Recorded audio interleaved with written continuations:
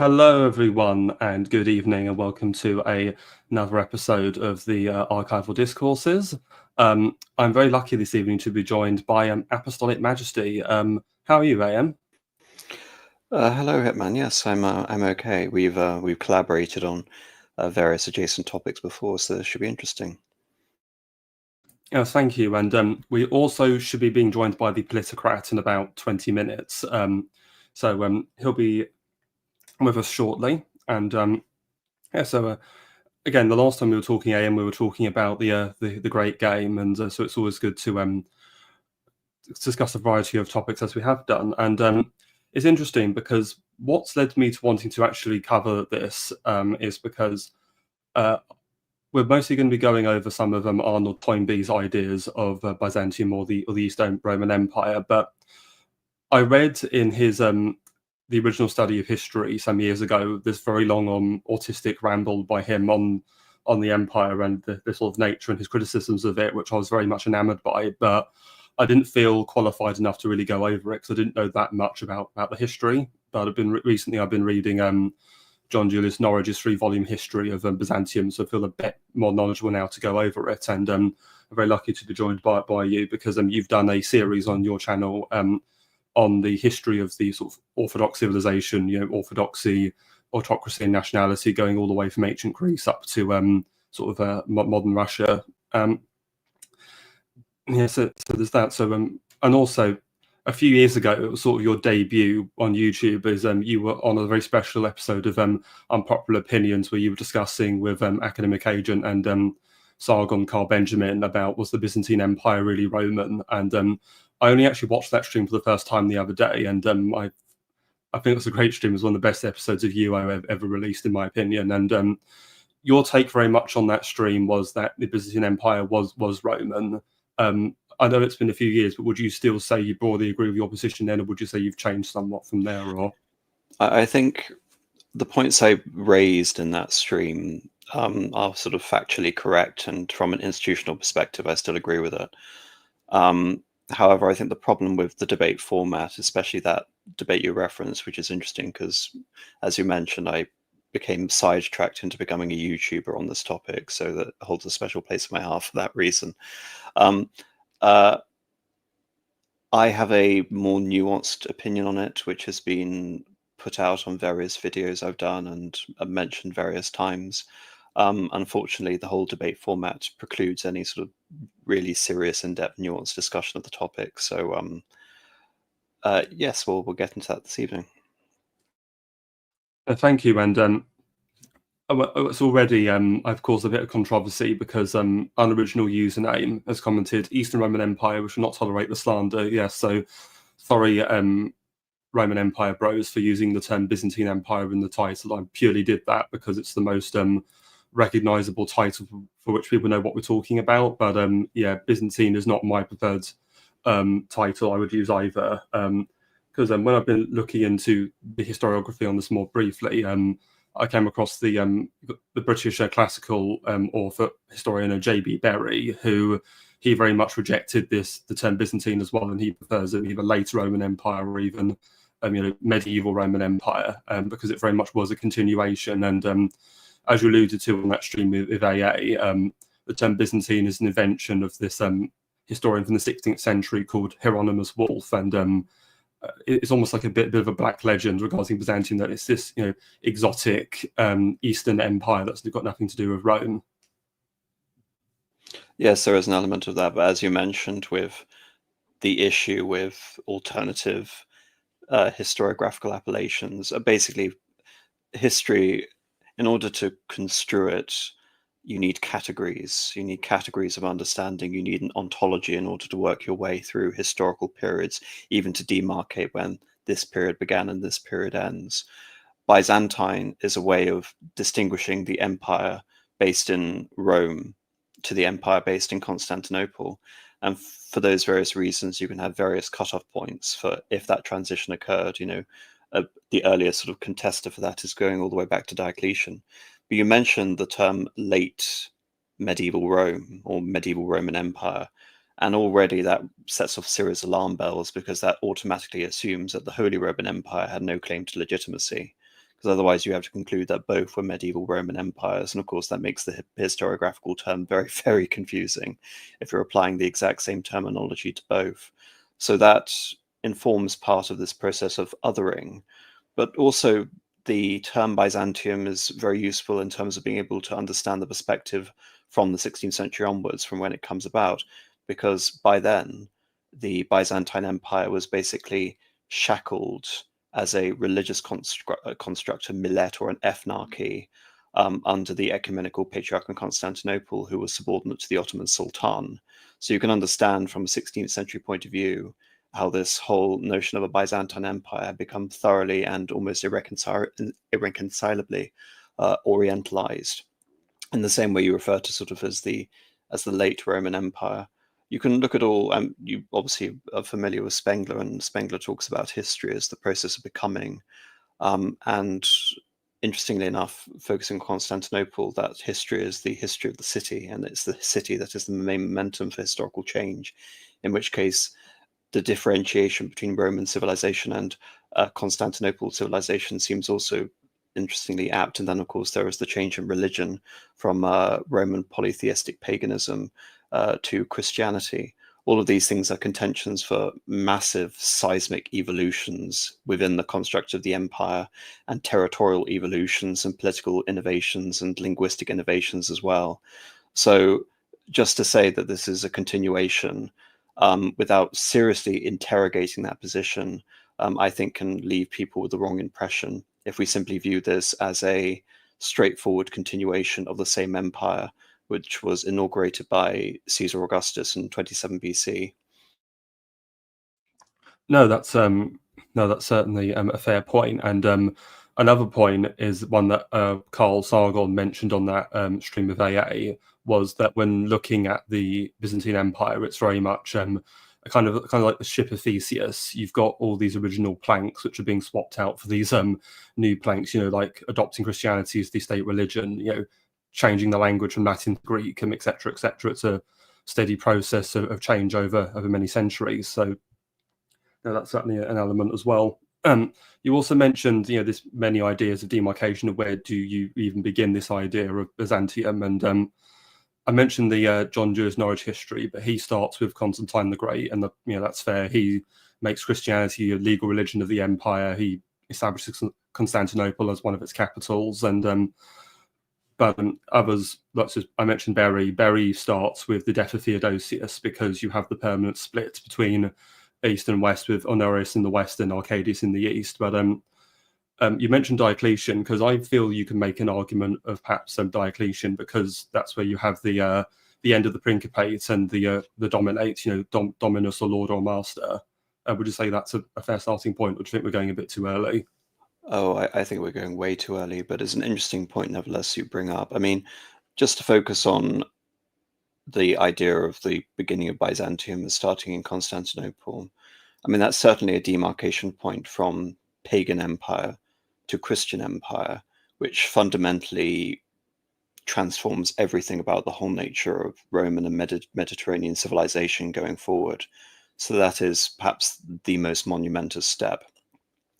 Why Theodosius is a interesting contention as well is, as you mentioned, there's that physical separation of the empire among his two sons, Honorius in the west and Arcadius in the east. But Theodosius is actually the first emperor to proclaim Christianity as the state religion, which is why he's known as Theodosius the Great by some. And he was actually known for routing the last pagan usurper emperor Eugenius. I think it was in the year 394. So if we're looking at Constantine and we look at Theodosius, we see this as a consolidation of the Christianization of the Roman Empire and the demarcation into East and West.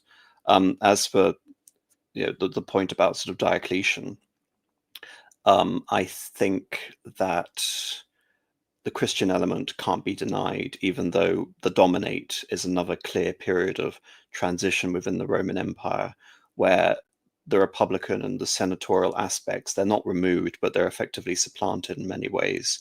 That, and most fundamentally, the empire's capital changes. In the case of Diocletian, with the foundation of the Tetrarchy, there were 4 capitals: Nicomedia which was his own capital, Syrium, which is north of modern-day Belgrade, Mediolanum, which is modern-day Milan, and Eboracum, which is modern-day York. But why I don't situate this is because I don't believe just focusing on the Christian Empire emphasizes the Greek aspect enough, because Byzantium, with its, despite it again ironically being a pagan settlement, founded as a pagan settlement, a Corinthian pagan settlement, Byzantium has its association with the rump of territory in Rumelia, which would be the modern day sort of Eastern Balkans, northern Greece, Bulgaria, Western Anatolia, etc. So I think that territorial aspect is key. But I wouldn't say, therefore, that Arcadius was the first sort of Byzantine emperor. I think you need to look at this in terms of looking at Rome as a Christian empire, and then seeing a split and the creation of an alternative Christian empire in the West, which is why I bring up a antecedent like Leo the Isaurian, who Arnold Toynbee is very enamored of, as you know, and the Empress Irene, who actually rolls back a series of the reforms instituted by Leo the Isaurian.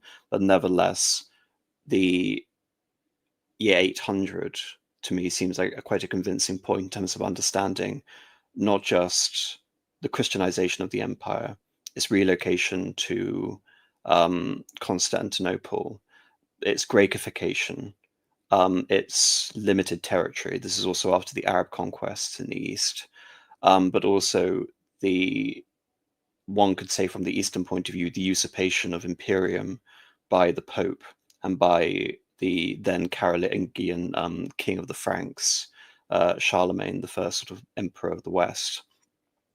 So that again is another point of demarcation. But again, when you're looking at Byzantium, then it's a process of othering. You're saying we have to say Byzantium because it's not the other thing. It's not the Holy Roman Empire.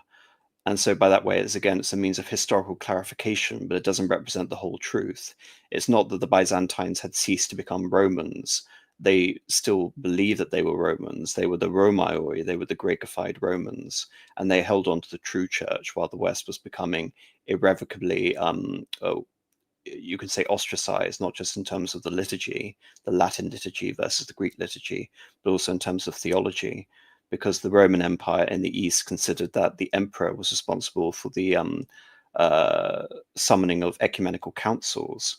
And when the Pope assumes that authority in the West, again, that's a major challenge to that authority. But you still see the preservation of the institutions of the emperor, of the Senate, and that institutional continuity with Rome up until the year 1204. So you can look at Byzantium from the year 800 to 1204 as again a useful appellation vis-a-vis understanding medieval Christendom and the Holy Roman Empire, but even then it wouldn't be entirely accurate. But that's why I think it's interesting. No, certainly, and thank you for that. And just I got a comment in the chat from Max Cadafact. Would you gentlemen agree or disagree that the titles for the empire might be appropriate as the first Roman Empire of Augustus through to Constantine XI, and the second empire Charlemagne through to Francis II in a legal sense? For a moment I thought he was saying one after the other, but Constantine XI was much later than Charlemagne, wasn't he? Constantine XI died in 1453 and Charlemagne died in around, I think it was 813. I might be wrong. So 640 years difference. Right. Yeah. So I didn't realize Constantine XI was the last emperor, so to speak. I mean, I think if we're talking about location, I would have just gone with, okay, you have one empire that then splits in two. The West falls, but the East survives, and then you, in a way, with Charlemagne, you've got an attempt to revive the Western Empire. Or do you think that's a bit silly? Well, you need to understand that when Arcadius and when Honorius succeeded their father Theodosius the Great as the last sole emperor of Rome in 395, they didn't consider themselves as holding on to the same authority in the sense that one was supreme over the other. They were colleagues. That was the whole basis of the tetrarchy. It was a collegiate empire because it was assumed basically that the emperor, who was vital for the military defense of the empire, for the ability to lead armies, couldn't be everywhere at once. It's part of the reason why the capital of Rome changed, because Rome itself has a rather inadvantageous strategic position. Constantinople was chosen because, among many assets that Constantinople has, it gives you quick access to the truncated borders on the Danube and on the Euphrates in Anatolia. Whereas in the case of the West, it became the city of Ravenna, which was basically a proto-Venice in the form that it was a fortified enclave surrounded by marshes, so difficult to take. And we all know of the sack of Rome by Alaric, but it took another 70 years for Odovacar to finally take the actual capital of Rome in the city of Ravenna. But the point is that they were collegiate emperors; they were ruling in tandem, whereas what the Pope did and what the Charlemagne's assumption of sort of imperial authority basically did, it was seen as an opposition to the Eastern Roman Empire, a usurpation of that authority, of that united empire which had been founded by Theodosius, and then had been briefly restored by Justinian in the sixth century. So to call it the Western Roman Empire would be inaccurate, because it basically conjures up this notion of the West and East as they had existed in the 4th and the 5th centuries, which isn't true. There were empires in competition. There were different claimants to all of Rome, rather than sharing in that same Roman Imperium, as it were. So it's basically to say there was a Roman Empire in the West and a Roman Empire in the East, rather than the Western and an Eastern Roman Empire. I know that sounds pedantic, but that distinction is actually quite significant. No, that's a fair point. Thank you for that clarification. And in fairness to Max Califrax, he did say one doesn't need to end for another to begin. No, exactly. Okay. Yeah, because it's also sort of interesting, because going back to your point about this idea of a collegiate system where Honorius and Arcadius are viewing themselves as colleagues, because when we actually get to what is accepted as the definitive fall of the West, when Romulus Augustulus is deposed by I think it's Odoacer in 476 AD, is interesting, because Zeno, the Emperor of the East, doesn't really formally recognize the end of the West until a few years later, when the former Western Emperor Julius Nepos dies, and in 480 he declares the Western Empire is defunct and there's only one imperium going forward, which I thought was an interesting another way of looking at it. So just to go forward from beyond this point, because I want to now kind of talk about Justinian, because you can't really have a conversation on the Byzantine Empire without talking about Justinian, because obviously he's one of their most famous emperors, and he's got this whole Renovatio Imperii, imperial reconquest. I want to restore all these lost provinces. So he launches a series of wars. So you have the war against the Vandals in Africa. You have the 20-year Gothic War to reconquer Italy. And of course, he's got a couple of wars in the east with Persia. And I have a very mixed assessment of Justinian, because I feel like, yes, he was an effective and competent emperor who left his mark, but I also feel on some level that I felt like he could have done better with what he had. What do you think of that? I think Justinian is a incredibly consequential figure. I think perhaps the biggest controversy surrounding his reign is actually his negotiation or relationship with the Ostrogothic kingdom. For people who don't know, when the Western Roman Empire fell in either 476 or 480, depending on who you believe was the last Western Roman emperor, Romulus Augustulus or Julius Nepos, Odovacar came in, and then he was supplanted by King Theodoric. And Theodoric essentially positioned himself as an ally of the Eastern Roman Emperor. Basically, you can almost consider that he was ruling a Roman regency, if that makes sense, under a Germanic hierarchy. And under the reign of the Queen Amalasuntha, the fear was essentially among the Ostrogothic elite that the kingdom was becoming too Romanized, that they were becoming too subservient to the East. And so she was deposed and replaced, and that was the casus belli for Justinian to come over and take on the Ostrogothic kingdom. But nevertheless, as you can see, having the Ostrogoths in the west was actually in some ways to the advantage of the east, even though they weren't Orthodox Chalcedonian Christians. They were Arians, not Aryans as in the the genetic makeup, but Aryan as in following on from the theories of Arius, which anyway, it's not really that consequential for this discussion. But the point I'm making essentially is that that seems to be the most controversial aspect. You remove a vassal in order to establish a very precarious situation in Italy over the next 500 years, which Justinian does.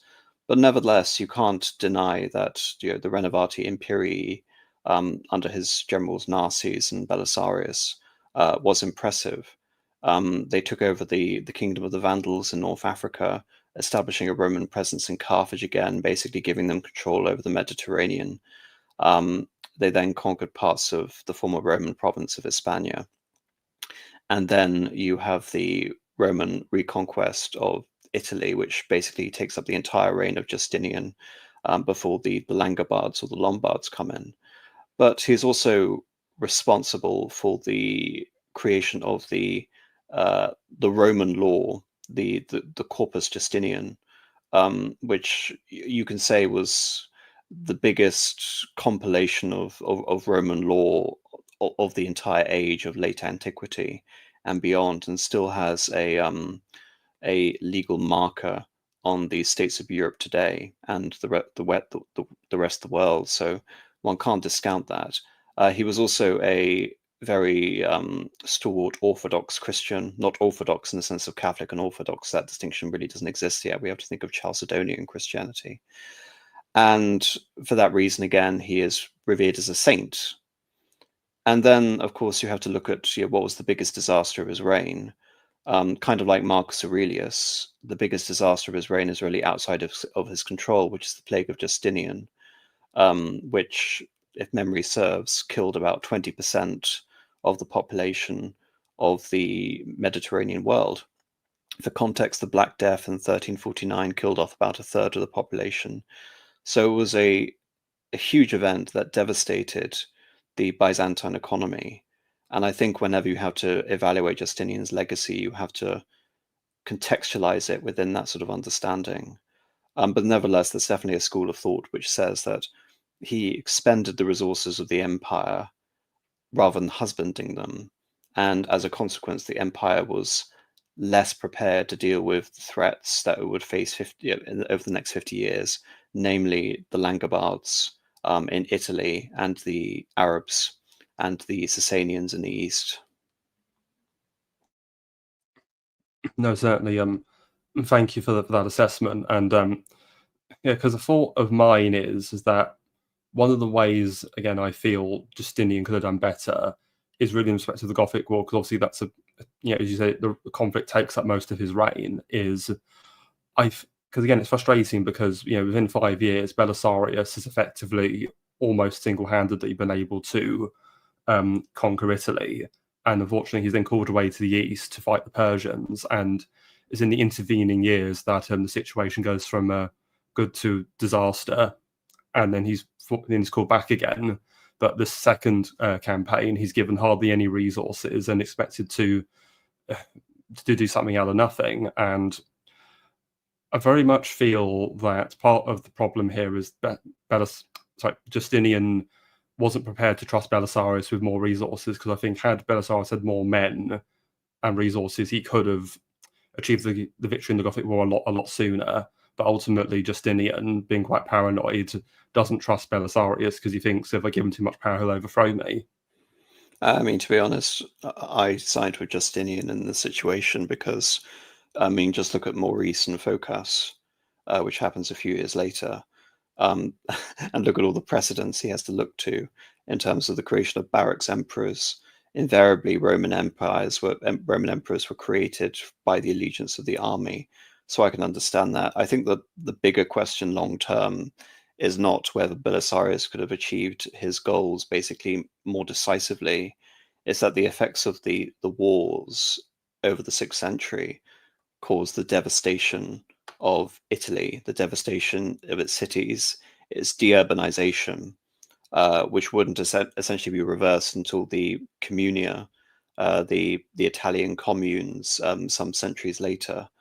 So one can point to many things. I think the overall question is whether the war was ultimately necessary, and I've never been convinced of that. I mean, I remember on a very early stream of mine, I was discussing this topic about the whole Christian dimension and the idea that had Justinian not taken over Italy, then Arian Christianity would have essentially taken over Western Europe. And I don't believe that's the case. The reason I don't believe that's the case is if you look at Clovis and the consecration of his kingdom and the aftermath of the demise of Soissons, and then you look at the later Third Council of Toledo in the Visigothic kingdom in Spain, it didn't take a force of arms from the Roman Emperor Justinian to impose Chalcedonian Christianity by force effectively.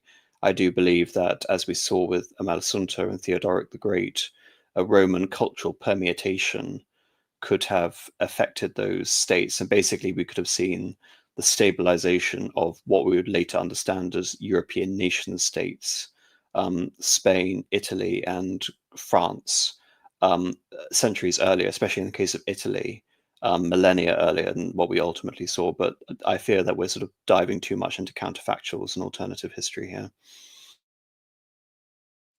No, fair enough. We don't want to get too off track.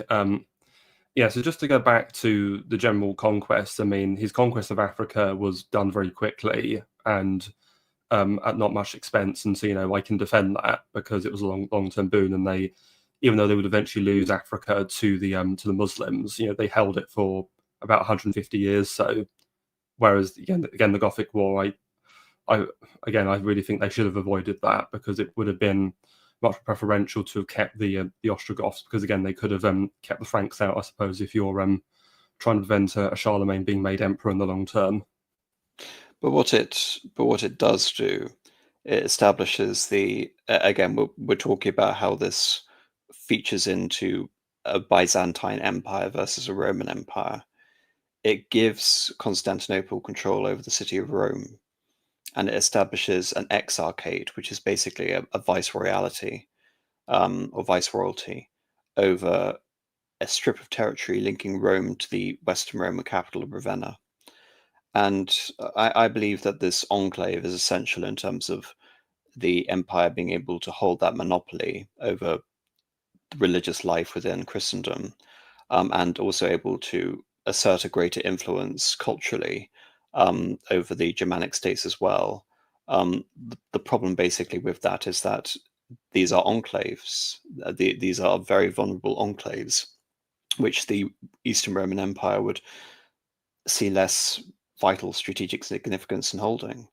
Whereas if the consolidation of Italy had been total, and if Italy was worth the conquer, if Italy was prosperous and well defended, because of course, as we know, Italy has formidable natural boundaries in the Alps in the north, things would have changed. But having that enclave, I believe, is part of the reason why the Roman Empire and Constantinople was able to hold on basically to any sort of legacy or cultural influence in the West, and why I look to someone like a Leo the Isaurian or an Irene as a fundamental demarcation point when it comes to a process of othering and making the Romans Byzantines, if that makes sense. So Justinian, as far as I'm concerned, is unequivocally a Roman emperor. I don't see how you can look at that and basically say that Justinian is not ruling in the same mold of a Theodosius or a Charlemagne, or a Constantine, albeit with a slightly truncated territory. But when you get to centuries later, that really is no longer the case. So I believe, from his point of view, the Renovatio Imperii was necessary. You can quibble basically about the manner in which it was basically achieved, whether it could be done from a cultural victory or not, whether it could be expended the resources of the empire. But nevertheless, I do think Justinian is a a central figure in European history in terms of understanding that. No, and certainly it should also be noted that he was the last emperor to speak Latin as his mother tongue, because from that point, you have the increasing Greekification of the empire, with Heraclius making Greek the sole official language. So there's that to consider as well. But again, that's an indication essentially of the territorial realities of the empire. If Italy had been effectively integrated into the empire and one didn't have the Langobard invasion, then it's possible the Latin could have remained the language of administration, if not the language of culture in the East. But as we see the massive truncations of territory during the reign of Emperor Heraclius, it's practical essentially to allow for Greek to become the mainstay of administration. But again, it's that truncation, I believe, which is essential to understand this process of becoming Byzantium. Right. I had a comment from Max Califactus: Justinian, the Roman version of Churchill. Despite what criticisms you may have of Justinian, I don't think that's a fair comparison. I don't see that comparison at all. I don't take that seriously. Oh, okay. We won't don't. in that case. Right. Okay. Oh, another point. Obviously, just before we get off of Justinian, obviously we mentioned about him not trusting Belisarius. One of the reasons he trusted Narses, his other sort of general, is because Narses was a eunuch, so therefore less of a political threat to him. No one's going to let a eunuch become emperor. A eunuch did become consul at one point, but yes, I would agree with you. I think the rationale for that is quite strong. The only exception to that in history is I've been doing a series on modern Iran, and you had the first Qajar Shah, Aga Muhammad Khan, who was an actual eunuch, but that's like the only case of that I can think of in history. Yeah, I think there may be some examples in Chinese history you can point to, but yeah. Okay, so obviously after Justinian we have his nephew Justin II, and then Justin II we have the loss of significant chunks of Italy to the Lombards. And this is an interesting question. Let's assume Justinian lived a few years longer and had to deal with the Lombard invasion. Do you see anything different happening under him compared to Justin II, or? No, because I believe the resource situation would have essentially remained the same. I think the fact that Justinian died when he did basically allowed him to have that legacy of credit when it comes to the restoration of the empire in Italy, which is significant. But as we saw with like a very strenuous and methodical emperor like Maurice, I think you can dedicate your entire life to as to fiscal retrenchment and trying to hold the empire together. Um, I think there is one thing we haven't brought up regarding Justinian, which I think he deserves significant blame for, which is the removal of the lines of fortification, the lines, on the River Danube. It didn't seem that consequential at the time because there didn't seem to be that great a threat coming from the Danube before the advent of the Bulgars and the Slavic migrations. But essentially, as you can probably tell, that leads to centuries of problems for the Byzantine Empire and fundamentally results in an ethnic reconstruction of that territory, which still exists today. And despite that, we see disasters like the Battle of Adrianople and the death of Emperor Valens some centuries earlier. This was very significant, not just for the future of the Byzantine Empire, but for all European history going forward. Certainly, and what's also frustrating is that with these various sort of barbarians invading over the frontier, with his limes gone, what does Justinian do? He just keeps paying them off because all his soldiers are bogged down fighting various other wars, so it doesn't help from that perspective either. Right. Okay, so sorry, do you want to say something? Oh no. All right. Okay, so obviously, let's get to so we have Justin II. Then we have I think Tiberius II Constantine, who was a co-emperor of Justin. Then we had, because obviously at that point the Persians invade again, and they capture Dara, which had been the main fortress in the east, and so that's a complete disaster that sends Justin II mad. Obviously, we then come to Maurice, you've mentioned, and Maurice is interesting because you see this restructuring under him, because he again creates these two execates, one in Italy around Ravenna and the second in Africa. And so it's an interesting comparison with because again, it's like Diocletian's Tetrarchy, what that was set up to try and sort of share the burden of rule to better defend the empire against barbarians. And so you can almost see something similar, I guess, with the execates, where rather than making co-emperors, I'm just going to create these autonomous provinces to essentially who are responsible for their own defence. Would you say that's a fair comparison, or? Yes, it's like I said with much of Maurice, it's a prudent measure, and it represents a retrenchment and consolidation of the imperial centre, which was necessary after the loss of Dara and the removal of the limes. But at the same time, you can say, in the overall topic of othering the empire, if we're going to see, Rome and Ravenna and later what we called the captaincy of Italy in the south around the city of Bari and Sicily, we're going to see these territories essentially as extraneous, which is really informing a lot of Byzantine sort of grand strategy from then on, that Italy is a strategic encumbrance when, as we know in terms of the trajectory of the Holy Roman Empire, how significant it is to have a footing in Italy. No, certainly, thank you. And hello, Politicrats, welcome. How are you? I'm doing well. I apologize for the delay. I totally got the time wrong. I thought you were planning for, I don't know. I'm on U.S. time because us Americans, we're very American centric. So when I saw, when I saw it like 8 p.m., I was thinking American 8 p.m. So that's my bad. No, it's okay. You're here now, and so yeah, we've mostly just been going over the early history, like the nomenclature. Is Byzantine even appropriate? We've just been talking about Maurice in the 6th century. So now that you're here, Politicrat, what I'd like to do is the original conception of this stream was I was going to read through a section of Arnold Toynbee's study of history, and now we've got the you two wonderful guests. We could sort of all comment on it. I'm not going to read the whole thing because it's very long, but I think the first several pages are perfectly illustrative. So, have you noticed how he calls them? He only calls them Byzantine sometimes. He calls them like the Osman Alis quite frequently. Well, that's the Ottomans he's talking about. Osmanli is the original Turkic. Oh yeah, the original emperor. Yeah. Yeah. Right.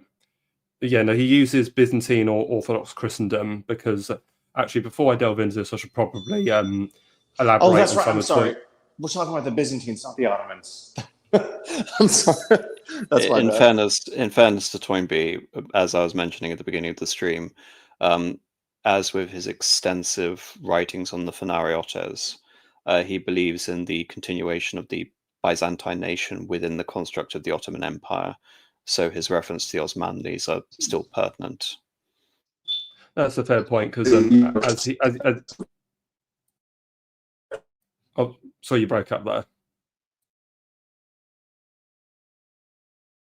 Politicrat? I think we lost him. Oh, okay. Well, just to fill the gap while we're waiting for him. Yeah, because one of the things Toynbee says is he's got this idea of the universal state, and he views the Ottomans as very much an alien universal state. They are a foreign civilization that are ruling over the prostrate Orthodox society. Yes, exactly. And the Byzantines are an aspect of that. And the Ottomans, I think, for people who aren't that well versed in the Ottoman history, they're not familiar with how much the Ottomans had to lean on that Byzantine legacy. They inherited many of the treaties with the Western powers and the merchant republics that the Byzantines had. they relied on Greek diplomats, because the Greek diplomats were by now virtually cosmopolitan. As a result of the Francocratia and the Fourth Crusade, many Greeks resided in Italy. You even had, Greek aristocracies which were basically nouveau riche in Italy, and they were bilingual. So as a consequence, the Ottomans basically had a elite cultural strata with literally thousands of years of interactions with the West to do their foreign policy for them effectively. And the Greeks weren't necessarily going to turn traitor, because the Greeks had that cultural and religious animus, as in part due to the Fourth Crusade. And the Ottomans continue that relationship, even appointing Fanariotes, which are basically, it comes from the Fanar, which is the Greek district of Constantinople. They appointed them as hospodars, which are basically like princes in the Danubian provinces, which is modern-day Romania, Wallachia, and Moldavia.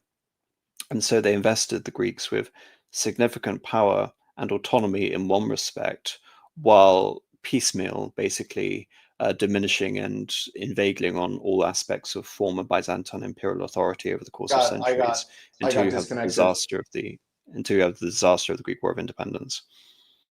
And that's certainly because it was actually about 3 years ago that I had my first ever appearance on YouTube on your channel, AM, and I remember bringing up this passage from Toynbee, which you read. So it's a nice link back to my first appearance on YouTube all those years ago. And Indeed. And the Politicrat, can you hear us? And I got disconnected for a couple of minutes. I'm sorry. No, that's okay. Well, as long as you're here now, I'll start reading this Toynbee segment. So just to give a little bit of background to Toynbee, in the study of history, he's a cyclical historian, a bit like Spengler. So in his model, you have 4 stages of civilization. You have genesis, growths, breakdowns, and disintegrations. And this segment I'm reading from is taken from volume 4, which is the bit on breakdowns. And one of the causes and the breakdown of civilization is where there's a great kind of a time of troubles. So there's civil war, plague, upheaval, whatever, what have you. And one of the causes he says of this in a civilization can be something he calls the nemesis of creativity. And one of the examples he gives is what he calls the idealization of a ephemeral institution. And one of the examples he gives is this when the dominant minority overtakes the creative minority? To an extent, yeah. And one of the examples he gives is the Byzantine or East Roman Empire. And this is the context in which I'm reading from. So a classic case of the idealization of an institution bringing a civilization to grief is the fatal infatuation of the Orthodox Christendom with a ghost of the Roman Empire, an ancient institution which had fulfilled in its historical function and completed its natural term of life in serving as the apparented Hellenic society's universal state. So what he means by that is that the Hellenic society, the Greco-Roman society, when it fell, birthed 2 new societies, the Western society and the Byzantine Eastern Orthodox society. At earlier points in the study, we have noticed that the Orthodox Christian civilization broke. That's a huge claim to sort of unpack. I mean, when referring to Hellenic, is he inheriting that construct of Spengler, which is to look at Roman Greek civilization of that epoch as basically one continuous civilization, in the same way that he lumps together Faustian and Apollonian and Magian groups? Because again, it's interesting that if he does inherit that metric, then he believes that the cultural distinction is even more fundamental, because he sees Rome and Greece essentially as belonging to a same civilizational mode. I guess the argument that I would make, and again, I do this. This isn't me shilling, especially because this is probably not going to be published for a while, even if it does. But the book that I started writing over COVID, sort of in the vein of Toynbee and Spengler, I make the argument that the Byzantines, I prefer the term Eastern Roman Empire, but I guess Byzantine is appropriate to refer to the culture, like the civilization as a whole in the metaphysical sense. I would classify it almost as a breakaway civilization, in the sense where it is on a fault line, essentially, which is Anatolia, and it is sort of torn apart, torn away from a declining civilization, almost into the orbit of a rising civilization. So the declining being the Hellenic, and the rising being the Magian in this sense. So it's not of either, but it's its own thing, which in a way is a continuation, and it doesn't go through the same cycle. And I guess its lifespan is more contingent as opposed to natural or biological. But it does have its own distinct identity. So I would argue that that the Byzantine civilization, quote unquote, begins with the creation of the Eastern Roman Empire in 395, following Theodosius, him splitting the empire on his deathbed. And then I would argue that it falls around 1700 with Petronization. So basically, again, my argument, so in 1453, the Byzantine civilization doesn't fall. I mean, Constantinople falls. The Magian civilization's universal state, which I would argue is the Ottomans come in, more or less, of course, take over Constantinople, declare themselves the new Caesars.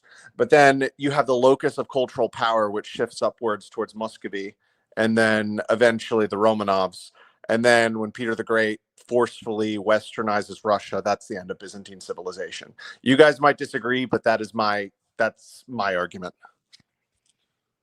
Well, that's a very interesting take. What I would say regarding Spengler is that Spengler's view of civilization is very relativistic. You know, he doesn't believe all civilizations are like self-contained units and there's no bleed through or sharing of values between any of them, where Toynbee's a lot more nuanced, because where Spengler would say, oh, there's no relationship between the Faustian civilization and the Apollonian civilization, Toynbee says, well, no, one's the parent of the other. There's a link between them via the Christian church. And I have to say, I lean more towards the Toynbee view of that than I do the Spengler view. Like, I mean, I guess my sense is, so I do interpret civilizations as organic and metaphysical, like they have a soul. But on the other hand, I do believe that there are incarnations of different civilizations. So like for the West, I would say the heroic, which begins in like 2400 BC, ends with the Bronze Age collapse. So that would be like Crete, Mycenae, even Eastern Anatolia, with like the Troad and everything. So you have like the Trojan War and everything. That's like towards the end of it. And then you have the Hellenic, which begins around 950 or so, during the geometric period, after, with the Dark Ages come to a close, ends around 450 or so. And then you have the what Spengler would call the Faustian, or I would call the Occidental, which begins around the Battle of Tours, and then is continuing now, of course. And then I would just like, I would personally label all three of those civilizational incarnations as like Promethean in the broad sense, like a broader Promethean family of civilizations. Again, this is just my personal theory, but I'm kind of a middle ground between Toynbee and Spengler in this context. I'd be interested to hear, AM, what's your response to Politicrat's view that Byzantine civilization ended with Peter the Great? Well, there's a lot to uncover. I think you mentioned the civilizational rift or metaphysics sort of emerging out of Theodosius in 395. You also mentioned that the Faustian spirit sort of emerges after the Battle of Tours, which is in the 8th century. So I guess, you know, my sort of thing is, if there is a civilizational epoch, even Spengler emphasizes that the break is significantly later. You know, we're talking like the 9th and the 10th centuries. Yeah, I think he says it begins with Charlemagne. That's his argument. Yeah. And as for the Petrine civilization, I mean, the most significant thing Peter does to react essentially against Byzantine Orthodox civilization is the abolition of the Patriarchate. And much of the Byzantine institutions, such as the Manichesvo, and they're replacing it with the table of ranks. Precisely. But there is definitely a Byzantine revival, and Leontiev talks about this extensively in the 19th century. When you read Popodanotsev, who is basically the Omenos Greece, the grey eminence of the brains of Alexander III and Nicholas II, very early part. there are constant references to the Orthodox character and the Byzantine character of the Russian Empire. So I would say, even though Peter attempted that, you can almost say that he was modeling the Petrine reforms on something like Anglicanism, and infused with a bit of, Dutch reforms of the navy and French aspects of absolutism and German manufacturing, essentially all fused together to create this hybrid monster in the form of the Petrine reforms. As I mentioned, and as Hitman knows, because we talked about this extensively, you can say that the Byzantine Empire, within basically the straitjacket of the Ottoman Empire, existed up until the Greek Wars of Independence. When you have, I wouldn't go so far as to say it's a genocide, but it's definitely a decapitation strike launched by Ottoman Sultan, if I recall, Mahmud, against the hierarchy of the Phanariotes and against the Patriarch. Thereafter, essentially, we enter a new epoch for the Ottoman Empire, which is formed around Tanzimat, and the ethnic and religious relations between the empire has basically been hostile and supported by foreign interventions. So I think that is, for me, a very significant breach. So I as with all of these things, I tend to avoid categorization such as that, simply because I'm obsessed with nuance. So I look at the continuation of, Nicolae Eorga, who is a rather obscure Romanian historian, also talks about this. Is he cut off? Hello? Hello? I can hear you both fine. Oh, good. So, yeah, I'll just complete my point there. No, thank you. And what I was I'm sorry. I think I cut off for a second. No, that's all right. But I'd say for that. So my argument, I'm also obsessed with nuance. At the same time, I'm kind of obsessed with taxonomy, but I guess it's the weird hybridization of my inner Aristotelian and my inner Kantian. But I mean, that's besides the point. But either way, I would say, and I guess this is where I'm drawing a little bit more from Huntington. I don't know if either of you guys have ever read Huntington, but he talks about how there are almost like civilizational battlegrounds. And I would say that's kind of what modern Russia is today, and arguably has been even since the Communist Revolution back in 1917, or the October Revolution. Sorry for those of you who are obsessed with terminology, but yeah, no, because in a sense, ever since then, and even today, there's like a three-way cultural civil war or battleground where it's trying to find its identity. And it's between a return to orthodoxy, a return to restore that sort of Byzantine sensibility. That would be essentially the Orthodox Church right now, the Russian Orthodox Church.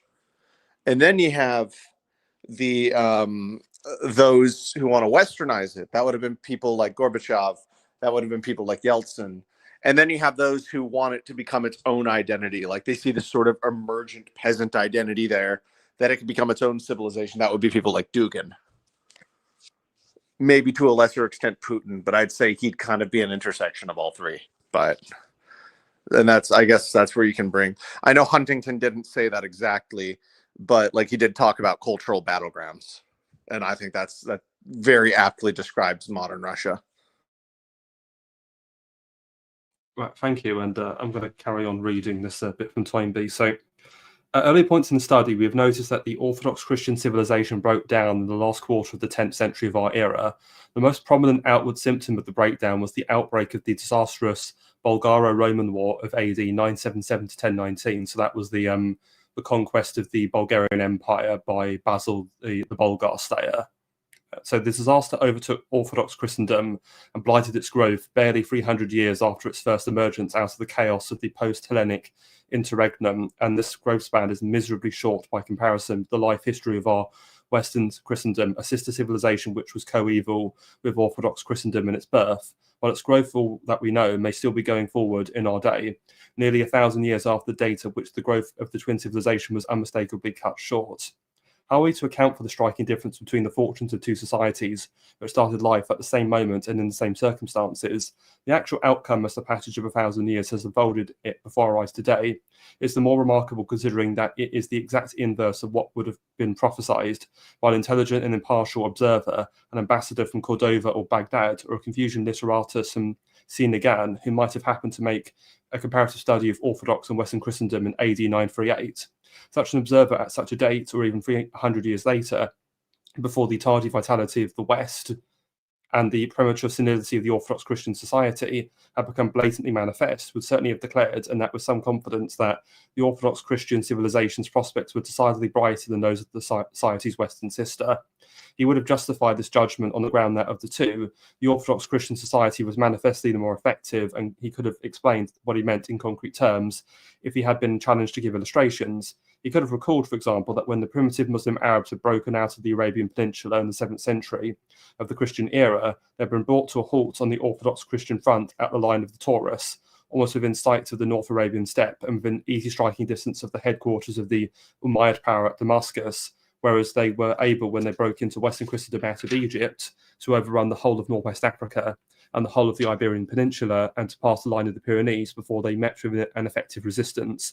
A hypothetical 10th century observer could have gone on to point out that the means by which Orthodox Christendom succeeded in stopping the Arab offensive at the line of the Taurus, and thereby retaining possession of the whole of its own Anatolian patrimony, was by rallying and concentrating its own hard-pressed forces through an evocation of a ghost of the Roman Empire. The timeliness and effectiveness and apparent permanence of this great political achievement of the Emperor Leo Cyrus, that's Emperor Leo III, the founder of the Isaurian dynasty, would have offered our observer a brilliant foil for showing up the blackness of this failure of the corresponding attempt in the West when this was made 2 generations later by Charlemagne. So ultimately, again, he's going back to this idea that the civilizations are twins, and as Ames noted, that's somewhat contentious. But again, I find it interesting that he's talking about the achievements of Leo Cyrus here. I mean, it's true, it was an achievement. I mean, just to compare, Battle of Tours got mentioned earlier, but it shouldn't be forgotten that only about, I think, 15 years before Tours, you had the Second Siege of Constantinople, which Leo led and saw off the Arab invasion. And I would argue that the Byzantine victory in the Second Siege, I think, was more consequential for a European civilization in the Battle of Tours, because if Constantinople had been conquered at that point, you possibly could have seen the fall of Byzantium, and you possibly would have seen something like the Ottoman conquest perhaps centuries earlier. Whereas with the Battle of Tours, I mean, that was so, I think, physically far away from the core of the Arab power base, I think it would have been difficult for them to have logistically supported any further expansion from that point. Well, there again, there's so much you brought up there. Just on the Battle of Tours, I mean, there's a school of thought which basically intimates that Tours, or the Battle of Poitiers, was basically a raid, whereas the conquest of Constantinople could have facilitated further invasions. But nevertheless, I mean, you're talking about the Umayyad trajectory, Hitman, and as you know, within a few decades from this, the Umayyads would collapse into the Abbasids, and then the history of the Abbasid dynasty beyond its first 50 years is basically a history of continuous collapse. So you can talk about the exponential growth of early Islam, but then we might see the proliferation of, basically, as we saw in Spain after the collapse of the Caliphate of Cordoba, the Taifarization of all of Muslim civilization, had it been able to effectively conquer the remnants of Byzantine Constantinople in the 8th century. But he brought up something very significant, which I don't agree with, which is the idea that there was a great tragedy with the Byzantine war, Basil the Bulgar Slayer, as you mentioned, against the Bulgarians. He doesn't really state it, but just to try and understand his point, the Slavs migrated after the limes were deconstructed, and then the Bulgars came in from the Volga River near modern-day Kazan. And then they were basically culturally assimilated into the Slavic culture that they found, and they became the Bulgarians. It was a great cultural coup for Eastern Christendom, which it was a great coup for Eastern Christendom, which, sorry, Politicrat, you're bleeding through, I think. I'm sorry. I thought it was okay. It was a great coup for Eastern Christendom, in the fact that Bulgarian civilization was effectively assimilated into the Byzantine Commonwealth, or the Orthodox world, which I think he's alluding to there. And I think what he's almost describing is that Byzantium at its height, so he's talking about the golden age of Byzantium under the Macedonian dynasty in the late 9th and the 10th centuries, was effectively undone due to a needless, almost civil war between the Orthodox community, which ensured that comparatively the Western civilization under the Carolingians would innovate in the same way that Eastern civilization would stratify and basically calcify and stagnate. And the reason this is significant, again, is that it seems to attribute the blame on Byzantium, which ignores the fact that the Russians came in. I think his name was Svatopluk. He also was responsible for the destruction of the Khazar Khaganate that sacked the city of Plovdiv and basically ended the Bulgarian Empire as a great cultural force. And again, it's the same question you brought up, Hitman, over the Ostrogothic kingdom. Would it have suited the Byzantine Empire to have a cultural ally in Italy, which was nominally under the vassalage of the emperor? In this case, the Bulgarian Empire was literally on the doorstep of Constantinople and tried to take it on many occasions. So I think in terms of imperial security, the Byzantines had every right basically to see that the Bulgarians, because they were unreliable, they weren't always allied with the Byzantine Empire, especially in the face of Eastern attacks by Arabs and later Turks, that there was a genuine threat here. And what Basil the Great effectively did, Basil the Bulgar Slayer, was end a military threat to Byzantium for 2 centuries, essentially. So you can see that. But effectively, he's looking at this as an own goal for Orthodox civilization, the Orthodox Commonwealth. But I think it's far more complicated than that. And I would contend further that whilst you have the decimation of Bulgarian civilization, Bulgarian Orthodox civilization, that could have basically added this whole makeup of an Orthodox Commonwealth, kind of like what we see with the creation of the kingdom of the Franks, the Merovingians, and the Carolingians in Western Europe. You have that again in Eastern Orthodoxy. You have Russia, as Politicrat has just mentioned, and it is the Russian civilization that basically provides that extension of the Byzantine cultural spirit. It doesn't need to be Bulgaria. So, like I said, I think, and then there's another point I mentioned, which is his claim about Leo the Isaurian. Leo the Isaurian is probably more known for his iconoclastic reforms than he is for his saving of the city of Constantinople in the second attack.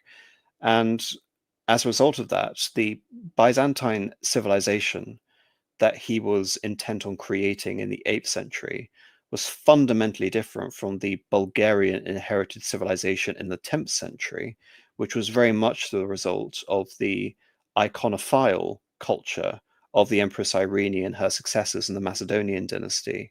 So I find it interesting how you can pit various contradictory ideas next to each other like that.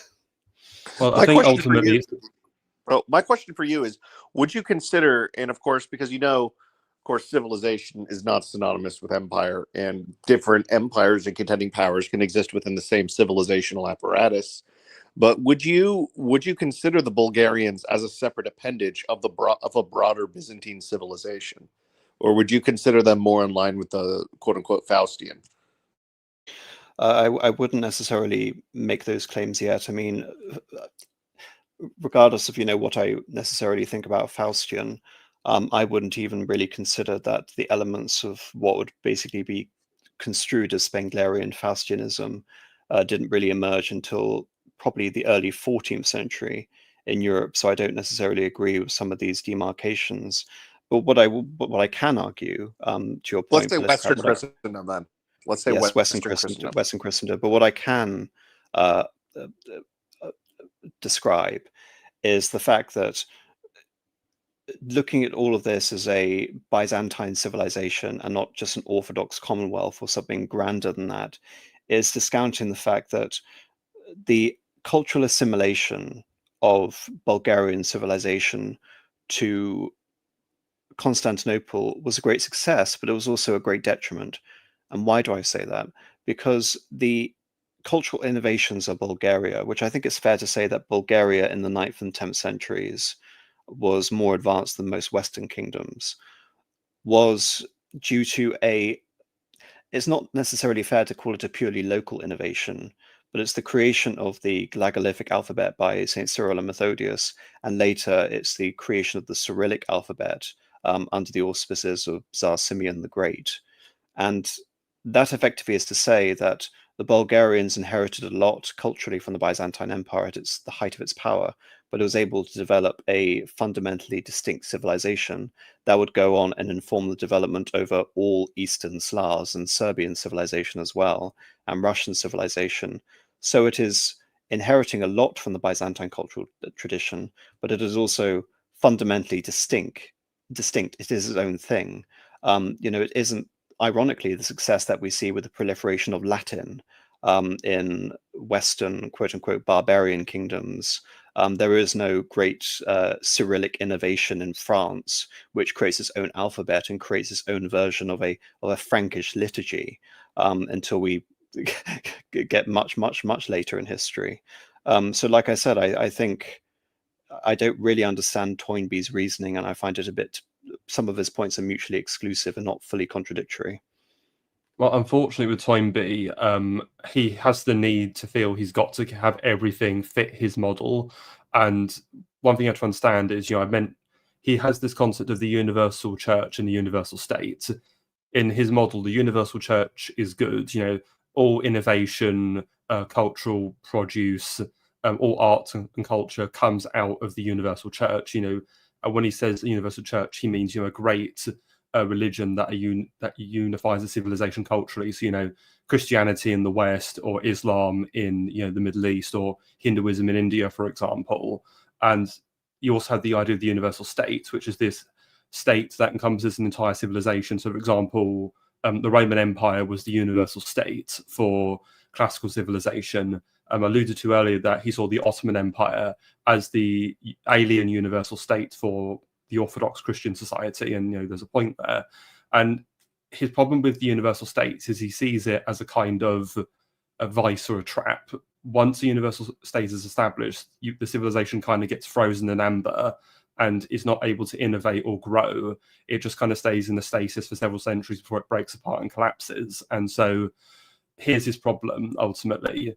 He believes that had Basil allowed the Bulgarians to be independent, the fact there'd be two Orthodox civilizations that could have, entered into a kind of ecumenical dialogue with one another, because that's another dialectic within Toynbee. There's ecumenicalism versus parochialism, and parochialism is always bad and ecumenicalism is always good. But then you alluded to the Russians. Well, this is something that kind of annoyed me, because he doesn't mention this, and ultimately, because one of the great coups that Basil pulls off is wanting an ally against the Bulgarians. He consents to the marriage of his sister Anna to Vladimir the Great on the condition that Vladimir adopts orthodoxy, and that's a great coup, I think, for the Byzantines. And so again, it's frustrating that he doesn't mention that.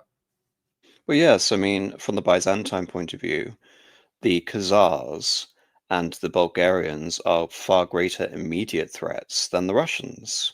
So, I mean, you seldom have great Russian invasions or raids, apart from the raid, I believe, was Svatopolk in the 9th or the 10th century. I can't quite remember. So, like I said, there's a great strategic rationale there as for why this is happening. As for we all know what the ADL will have to say about that.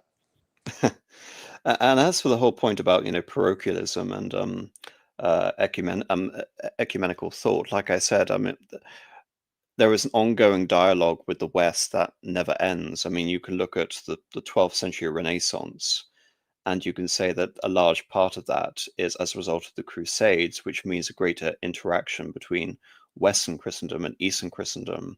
So there is that. If we talk about ecumenical dialogue, they have that with the Russians in the late 10th century, in the 11th century. And then with the Comnenian Restoration, they have that with the Crusader states, which Alexios Komnenos is able to navigate very successfully in terms of being able to build up a restored Byzantium effectively.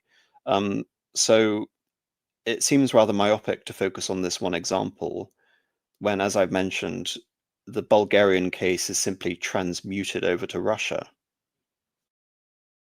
Certainly. Is there anything you wanted to add to this, Politicrat, or?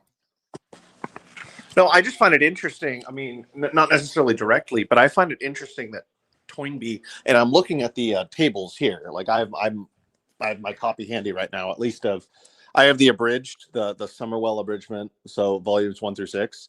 But so I'm looking at the tables, and I think it's interesting that he says that it was sometime between 600 and 700 when the Orthodox civilization began, and not earlier with the split, or not earlier with Justinian at the very least.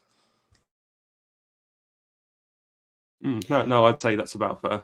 I mean, obviously the Great Schism occurs in 1054, but that was a culmination really more than anything. I mean, yeah, the great theological discrepancy in the 7th century after Justinian is the adoption of the Filioque into the Latin Apostles' Creed. The Latin Nicene Creed. And in the case of the 8th century, what is significant is what I believe to be the Diocese separation between East and West. So, for example, I mentioned the fact that what is a fundamental feature of the Christian Roman Empire, as opposed to simply looking at it as a Byzantine Empire, is the fact that the Roman Emperor controlled the Pentarchy seats, the 5 great bishops of Rome, of Antioch, of Alexandria, of Constantinople, and of Jerusalem. And what Leo the Isaurian is basically faced with is that obviously we have the Arab conquest, which destroy much of the sort of fabric of Roman Christendom in Syria and in Egypt. But what Leo the Isaurian does is that he leads the separation effectively of the Roman Empire from the See of Rome itself. So previously the popes were invested with significant diocesan control over Greece. And Leo the Isaurian basically removes the Pope's jurisdiction over these territories, which means basically the Pope has nothing to lose when he makes all these pronouncements against Leo the Isaurian and iconoclasm, and also has nothing to lose when he decides to appeal to the Carolingians under Pepin and later Charlemagne. So I believe that, yes, you're correct in saying that it's during the 7th century with the Filioque and the 8th century with the administrative division between the Pope in Rome and the Emperor in Constantinople that we can see this fundamental religious split between Eastern Orthodox and Western Catholicism. Even still, despite the religious split, though, there was already a strong cultural split far before that. Even arguably before the official division of East and West by Theodosius. Well, the division that's always there is the linguistic division, of course, between Latin West and Greek East. And that division predated the Roman Empire, and it predated Christendom itself. And the Roman Empire simply inherited it. And that's part of the reason why the civilizations are basically lumped together, even though they have very different characteristics and they have a different alphabet and a different language and elements of polytheism, which are also quite distinct in and of itself. So yes, you can say that divisions were always there. And another emphasis, a rather secular point that Toynbee brings in, is religious separation or parochialism basically being a symptom of nationalism rather than anything else. So the separation of the Armenian Church, which actually predated the Christianization of the Roman Empire, for example, certain elements like that. So as the Greek language civilization and the Latin rite civilization becomes more distinct, then a separation that had always existed, which was basically seemed to be culturally symbiotic, has now become culturally irreconcilable.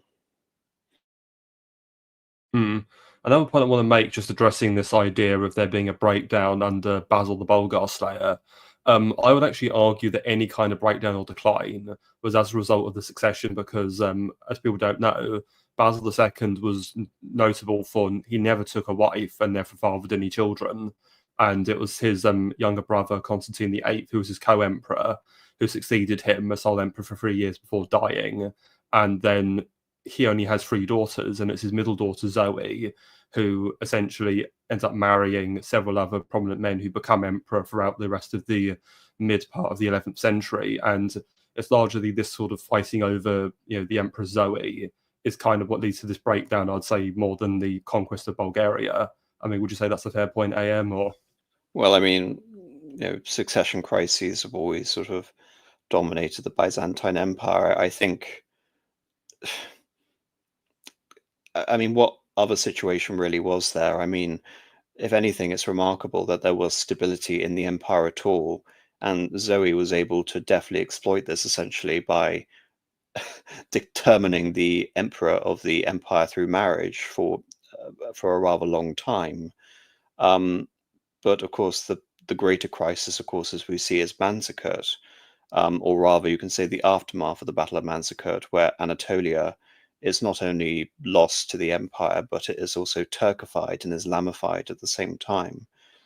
Thereafter, the Byzantine Empire loses not only, you can say, its most fortified province, its most populous province, its most prosperous province, but you can say really that bastion which identifies it as the bulwark of Eastern Christendom and Christendom in general. certainly, because we lost Politicrat again, but a point to bring up, which we've kind of not really talked about, is under the Heraclean dynasty, you had the establishment of the theme system, which is this sort of reform of the old Roman provincial system. And so all these new theme are created in Greece and Anatolia. And they are the grounds on which military recruitment is going to be drawn upon. And this is the main source of manpower. So again, when you have the loss of Anatolia, you have a great loss of significant amounts of military power, which is why she was in such a crisis at that time. Another, just one point to mention on the Heraclean dynasty is that before we have another historiographical appellation, the 20 Years' Anarchy, the last emperor is one Justinian II Rhinocephalus, because his nose was taken off when he was deposed once, and then he came back. I think, like his namesake, Justinian II was the last of these emperors in the mold of Justinian who wanted to reimpose imperial authority over Italy, like we said. I think it's with the demise of the Heraclean dynasty and the 20 Years' Anarchy that really helps further the process of othering the Greeks from the Romans, or the Romans in the West. And Justinian II was 8th century, correct? Yes, a very early 8th century, I believe. He was, yeah. Well, the 685 to 695 was the first reign, and the second reign, I believe, was 705 to 711, if I remember correctly. Yeah, that sounds about right. Okay. Yeah, and another point, because we mentioned Leo III, but there's also his much more radical son, Constantine V, Copronymus, whose name is Dung, as he's known in sort of anti-iconoclast tradition. What he's most notorious for, other than his radical iconoclasm, is that under him it's where you have the conquest of the Exarchate of Ravenna by the Lombards, and that's what really impels the Pope to then try and seek another prefecture under Pepin. Yes, indeed, and you can say that there's a process that was begun under Maurice, albeit I don't think that's really fair to say, but it's part of the whole sort of matrix of the iconoclastic versus the iconodual. I wouldn't say civil war, but definitely strife within the Byzantine Empire and broader Christendom, that allows essentially for this alienation, almost anathematize to make anathema the Pope in Rome. So again, it's just what element of sort of civilization are we talking about when not only Byzantine civilization, but Russian civilization is going to become so consummately iconodual, iconophile, as opposed to this bizarre moment of religious iconoclasm that we see with Leo the Isaurian. That was basically the religious response of a general to seeing the military success of the Umayyads and trying to imitate it in some bizarre way. Yes, indeed, because that's something Toynbee talks about elsewhere in the study, that he sees in Leo and Constantine V a kind of emulation of the iconoclasm of the Muslims, which I thought was interesting. We appear to have two Politicrats. Right, hello, can you hear us? Hello? Yeah, no, I hear you guys. Oh, okay. So you joined again, so... Do you guys hear? No, can yeah, hear you. I'm sorry. I'm forced to use my phone today, unfortunately. I just moved into a new apartment, so my internet is kind of shoddy. So Oh, that's okay. Well, I'm glad you're able to join us anyway. So I'm going to keep reading this segment from Toynbee. So, okay. Why was it then that the Orthodox Christian civilization so soon belied its early promise, while inversely the Western civilization is so very much more than made up for an unpromising start? The explanation lies precisely in the contrast which we have just called to mind between Charlemagne's failure and Leo's success. Though the Carolingian evocation of a ghost of the Roman Empire was no more than a flash in the pan, its brief flame was enough to burn up the reserves of energy which the infant Western society had been accumulating for about 100 years before Charlemagne's accession to power. Charlemagne expended these slender and precious reserves in an unachievably ambitious attempt, first to unify the Western world by force and then to enlarge its borders by the same means. The fratricidal struggle between the Franks and the Lombards was carried out to the extreme conclusion of an outright conquest of one of the two principal surviving Western successor states of the Roman Empire by the other. And this war of aggression beyond the Alps was capped by another beyond the Rhine, the 30 Years' War against the Saxons, which was still more exhausting to the official victor. In fact, Charlemagne's long series of Pyrrhic military victories condemned the infant society, whose resources he was burning up, to crushing social defeat. And this defeat is registered in the ensuing social calamity of the post-Carolingian interregnum, which lasted from the morrow of Charlemagne's death until more than halfway through the 10th century, which was marked by the recurrence in an acute form of the egregious social maladies of the foregoing interregnum that had followed the breakup of the Roman Empire, from which the West had so recently and so painfully shaken itself free. If the West managed to survive the second time of tribulation at the price of seeing its growth checked and retarded for no longer than 150 years, it had to thank the stars that had fought against Charlemagne in their courses. If Charlemagne's evocation of a ghost of the Roman Empire had not proved a fiasco, the infant Western civilization on whose shoulders he had recklessly imposed this crushing incubus might well have succumbed. And if this diagnosis of our early Western history is correct, it will illuminate the history of Orthodox Christendom likewise. If the West can be saved by Charlemagne's failure, we may find that the Orthodox Christian society was ruined by Leo's success. I'm going to be honest, I'm not entirely convinced by this argument he's making. What your guys' thoughts? I don't quite understand the point he's making. I mean, obviously, yeah, like I said, he's not substantiating what he essentially means with success when it comes to Leo the Isaurian. I mean, obviously, I can point to the iconoclastic controversy, and I can talk to the success of the Byzantine forces against the Umayyads.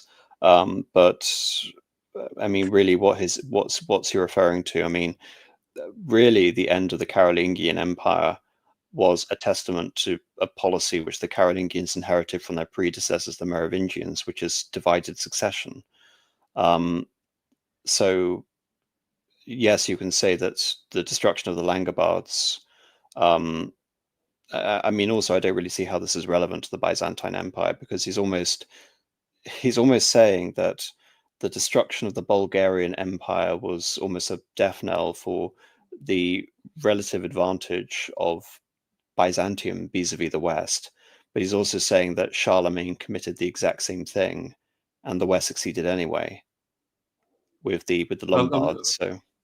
Well, what he's trying to say ultimately is that though Charlemagne successfully, got all these glorious conquests, conquered the Saxons, conquered the Lombards, his project was ultimately a failure because his empire's partitioned between his three grandsons at the Treaty of Verdun, which incidentally, in the introduction, Toynbee, that's his start point for Western civilization, the Treaty of Verdun, because you have the creation of obviously France in West Francia and Germany in East Francia, and then Lotharingia as this battleground in the middle between them. And what he's saying with Byzantium is that because ultimately, though Leo was successful in seeing off the Islamic conquests and keeping a core empire, again, he thinks that's bad because it's the perpetuation of a universal state, where Charlemagne failed to create a lasting universal state, which Toynbee views as bad, and that's where he's coming from.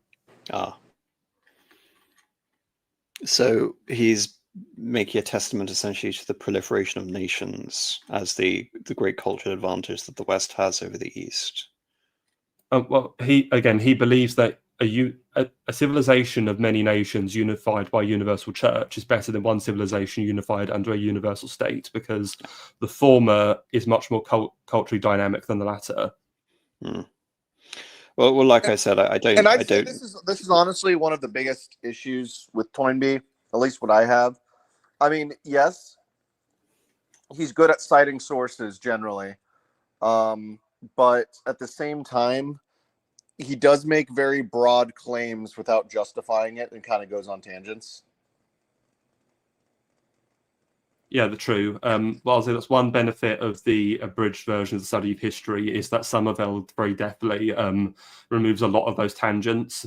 The only annoyance I'll say about this particular segment is that his abridgment of this this section on Byzantium is so shortened down that it's almost you lose so much of the original text. I mean, this section I'm reading from is about 88 pages in the unabridged volume 4, whereas in the abridged version it's only like 4 pages. So I can understand you're trying to cut it I have down, it open. I'm open to, like, I have it open right now in front of me, and it is ridiculously short. Like, it's almost as if Somerville thought that it was a bit of a footnote and wasn't important. And I know it's not as important as, like, when he's talking about the West or the classical civilization, but at the same time, it's a comprehensive, holistic theory, and I don't like how Somerville's kind of, I guess, prioritizes some civilizations over others. I think he was trying to keep a semblance of everything, but I don't know, maybe Somerville just didn't understand what Toynbee was going on about, so that's why he abridged it so much. Yeah, I need to get the unabridged copies at some point. I've had my abridged volumes for about like 6-7 years, and I need to either. I've actually been rereading it, which is why I reached out to you initially. But I'm trying to. I need to get the unabridged to just compare. All I have to say is that prepare to test your sanity, because it will take you a long time to get through them. I mean, I read Volume 4 a few years ago, and I haven't continued it since because it's just so damn long. Oh, it's so dense. Yeah, no, don't worry. I know. It's almost like reading Human Action in some ways, if you guys have ever read that. So I haven't, no. Oh, no, it's Ludwig von Mises. I don't know if you guys are econ guys, but that's besides the point. Yes, also have a basic understanding, or at least a fluent understanding of Latin before you encounter Human Action as well. Exactly. Still not as bad as Hegel or Heidegger, though. Certainly, I'm going to carry on. So, in fact, we've already observed at an earlier point in the study that Leo's achievement in effectively resuscitating the institution of the Roman Empire on Orthodox Christian soil was a response that was over-successful to a challenge that was excessive, and the overstrain of this tour de force exacted its penalty in the shape of malformation. The outward symptom was a premature and excessive aggrandizement of the state in Orthodox Christian social life at the expense of all other institutions. The inward aberration was the idealization of a particular historic polity which had been conjured back from its grave and been decked out in the prestige of an emotionally glorified past in order to save a nascent society from imminent destruction. This disastrous idealization of a ghost of the Roman Empire and the Orthodox Christian world was, of course, in one sense natural, but in another sense it was perverse, for the region in which the infant Orthodox Christian society had recently emerged and the plot of ground on which the East Roman Imperium Redivivium was now being erected was haunted by vivid memories of recent disasters, which had been the penalty of an obstinate local idealization of the very polity this spectre was now being deliberately evoked. In the last chapter of the history of the Roman Empire, which may be taken for this purpose as having begun with the death of the Emperor Theodosius the Great in AD 395, there had been at first a notable differentiation in the fortunes of the Hellenic universal state in its Latin provinces on the one hand and its Greek and Oriental provinces on the other. In the Latin provinces, there had been an immediate financial, political, and social collapse. The framework of the empire had broken up and disappeared, and the political vacuum had been occupied by the automatically emancipated proprietors of great agricultural estates and leaders of the powerful barbarian war bands, while the church had stepped into the social breach. Meanwhile, in an age which thus saw the dissolution of the empire in the west, the imperial regime in the Greek and Oriental provinces succeeded in riding one another of the waves by which its counterpart in the Latin provinces was being broken up. For example, the successive barbarian warlords of Visigothic Alaric and Ostrogothic Theodoric, who made a motion to carve out successor states for themselves in the Constantinopolitan government's domain in the Balkan Peninsula, were adroitly passed on by Constantinopolitan diplomacy into the derelict dominions of the sister imperial government beyond the Adriatic. And the more ambitious barbarian adventurers in the regular imperial service, who sought to make themselves the masters instead of the servants of the imperial government, were courageously crushed before their plans were ripe. Gaius the Goth, who was destroyed in AD 400, and Asper the Alan, who was destroyed in AD 471, had been potential Ricimas or Odovacers, but the imperial authorities at Constantinople were not content to simply nip these attempts at barbarian usurpation in the bud, as they threatened to involve themselves. The statesmanship of Leo the Great, that's Leo I, cut the evil at the root by releasing the empire from its perilous dependence upon barbarian mercenaries from a no-man's land outside the imperial frontiers. This breach with a vicious practice which had been growing upon the empire for the past 100 years was a moral triumph, and Leo made it also a material success by finding an alternative recruiting grounds for the imperial army and an enclave of recrudescent barbarism in the interior.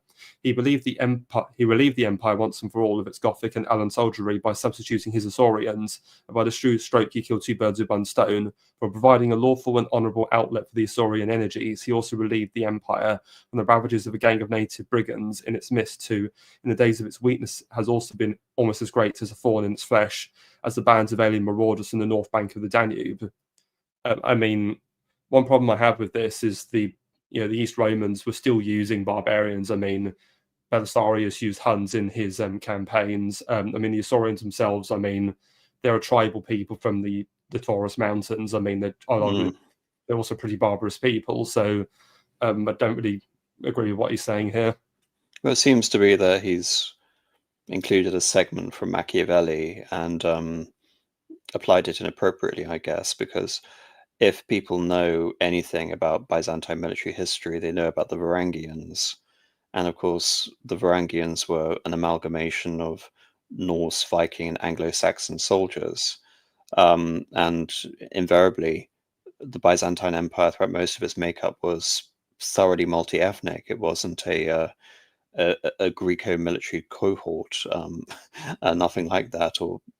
So I don't really understand what he's coming from. But I was trying to sort of understand, the point that was being made about Charlemagne, and then he goes off on a tangent about Ricimer.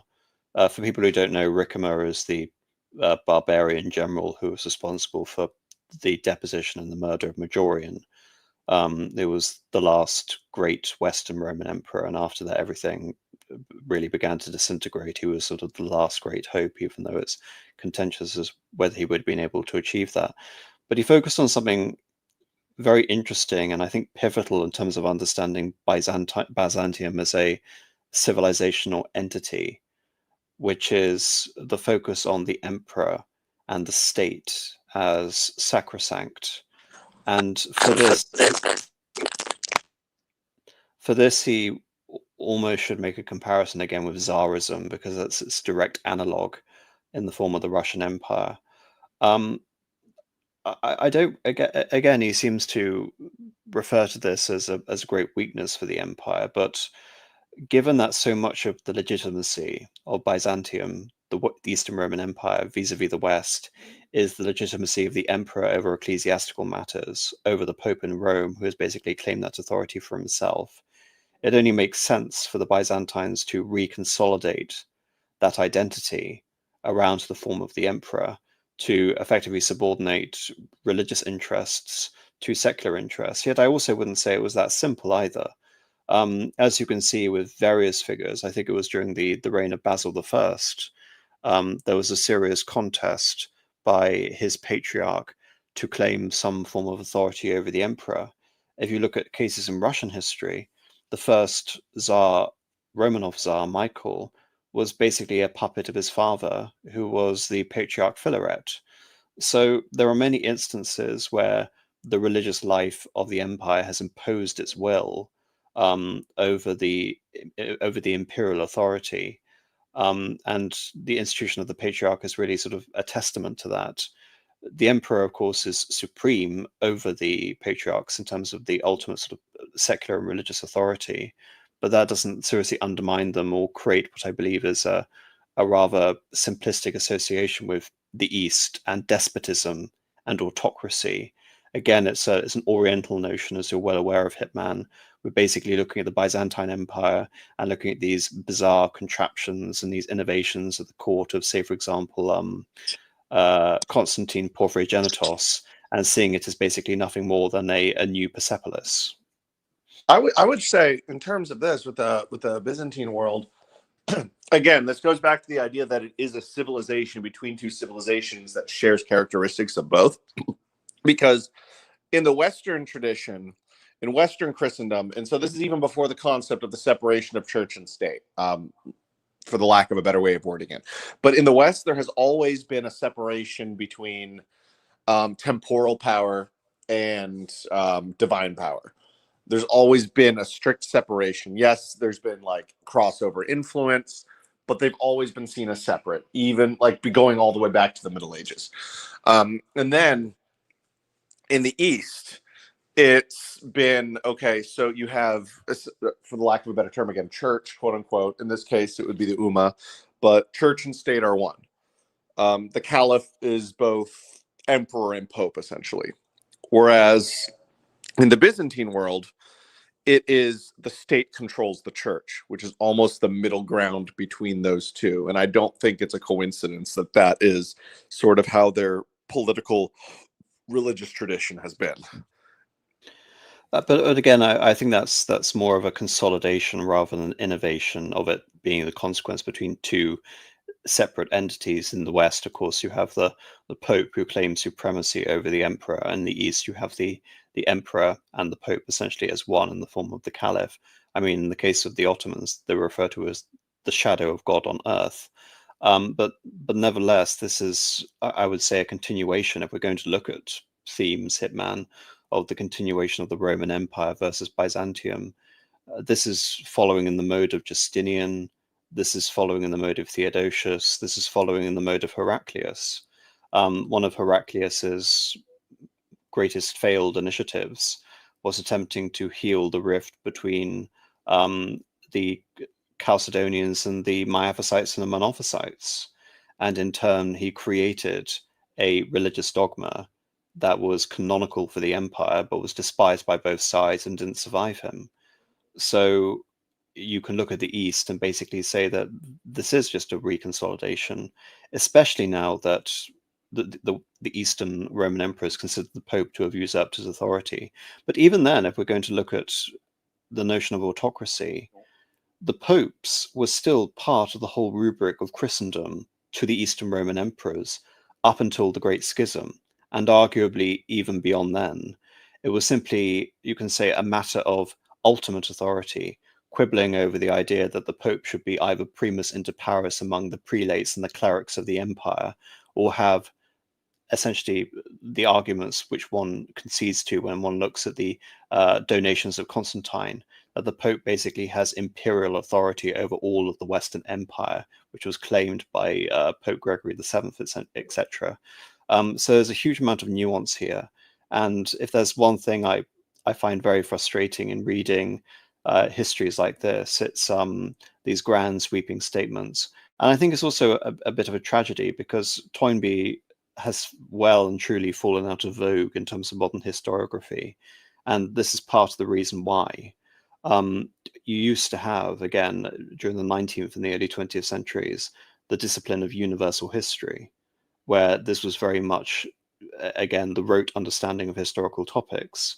But as history has become more niche, invariably, you can say the big picture is lost, but it essentially is a consequence of these grand sweeping statements, which can invoke so much and need so much in terms of footnotes and attributions.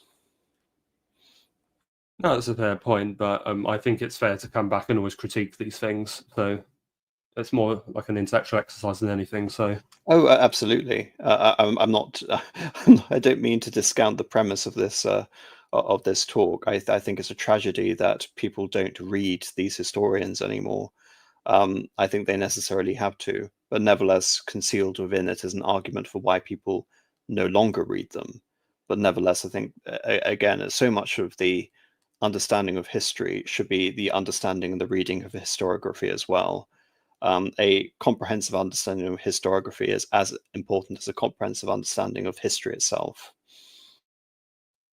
Certainly, and I've jumped ahead a bit in the text. So there's a bit he's got on Sergius, the ecumenical patriarch under Heraclius, which I find interesting and I want your opinion on. So it'll be seen that in Sergius, the ecumenical patriarch of Constantinople found an incumbent who can bear comparison with Pope Gregory the Great, and we may feel confident that if, after all, Heraclius had proved a broken reed in Sergius's hands, as Heraclius's predecessors Maurice and Phocas had proved in the hands of Gregory, then Sergius would have risen to the occasion in Constantinople as nobly as Gregory actually responded to the challenge of being thrown up his own resources in Rome. In that event, we can imagine the ecumenical patriarchate of Constantinople being launched on Sergius's initiative upon the high career to which the Holy See of Rome was dedicated by Gregory the Great. We can see Sergius, like Gregory, taking upon his shoulders the heavy burden of keeping alive the destitute population of a derelict imperial city. And we can also see him, again like Gregory, making a material achievement bear spiritual fruit by simultaneously transforming the salvaged political capital of a shipwrecked universal state into the central shrine and oracle of a newborn society. Under the impetus of Sergius's will and the inspiration of his memory, the ecumenical patriarchate might have emulated the Holy See and presiding over the growth and expansion of a Christian civilization, giving spiritual harmony and ecclesiastical order to a body social whose political and economic life was turbulent and uncoordinated. And so leading the turbulence out of a destructive into a creative channel, making out of the disunity a fruitful diversity instead of a barren chaos. Indeed, if Sergius failed in Orthodox Christendom to lay the foundations of a social structure of the same grandeur as the Western Respublica Christiana that was conceived and inaugurated by Gregory, this was largely because Sergius succeeded and Gregory had no success in attaining a nearer and narrower objective at which both Patriarch and Pope were aiming. Sergius did succeed by exercising spiritual power on the shores of the Bosporus, in evoking a last spasm of life in the shadowy frame of a moribund imperial government, as Odysseus by his blood offering on the legendary Cimmerian shores of the ocean stream is fabled to have reanimated the anemic shades of the dead, and by this very tour de force of transfiguring the Emperor Heraclius into a hero, malgré lui, Sergius ruled out for himself the opportunity of playing Gregory's heroic part. More than that, he secured for Leo Cyrus the means of giving Orthodox Christian history a quite un-Western turn 100 years later. For by the threefold achievement of salvaging the prestige of the empire and establishing the prestige of Constantinople and retrieving the Asiatic patrimony of Orthodox Christendom from the clutches of Oriental invaders, Sergius bequeathed to Leo Cyrus the indispensable materials for that solid reconstruction of the Roman Empire on Orthodox Christian soil, which was Leo's formidable handiwork, and the restoration of the empire was fatal to the development of the ecumenical patriarchate. So what's your thoughts on that passage I just read? Well, again, I'm not that familiar with... I assume that he's talking about Patriarch Sergius, the patriarch who was there for the longer part of the reign of the Emperor Heraclius. Yes, who died just before the Arab invasions.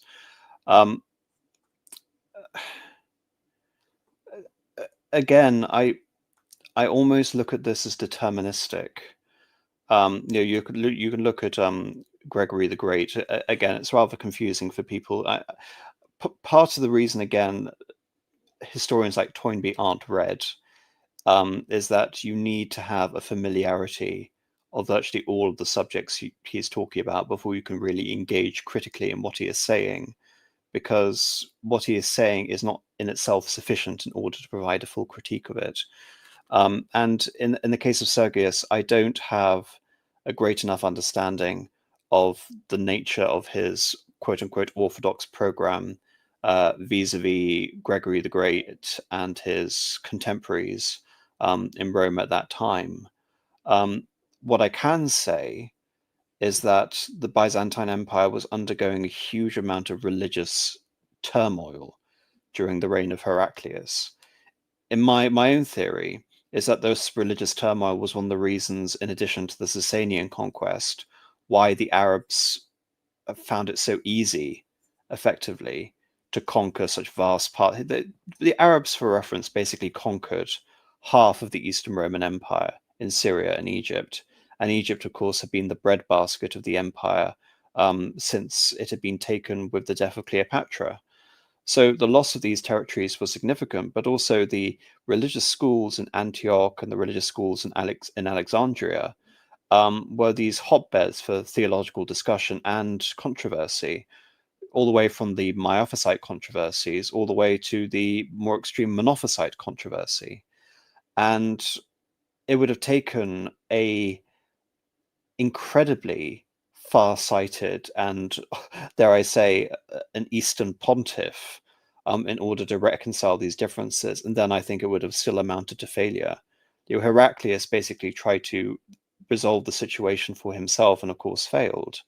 But, with the consolidation of these territories in the East, the Caliphate of the Rashidun and later the Umayyads had the benefit that these religious communities had already more or less separated themselves from Rome and from Constantinople, from the Chalcedonian base. So again, I don't quite understand what he's getting at. And the other point I think I'm trying to elucidate here is there is an element of teleology in his thought, which is that with the filioque and with the language issue and all the other things we brought up about the whole nature of Byzantine quote-unquote civilization, there seems to be a trajectory whereby the popes in Rome had established a niche in the West, which was essentially going to ensure that Charlemagne and Otto the Great failed in their great imperial enterprises, and they were going to become part of this grand proliferation of nations and the Res Publica Christiana, where ultimately is the Pope that is the religious sovereign,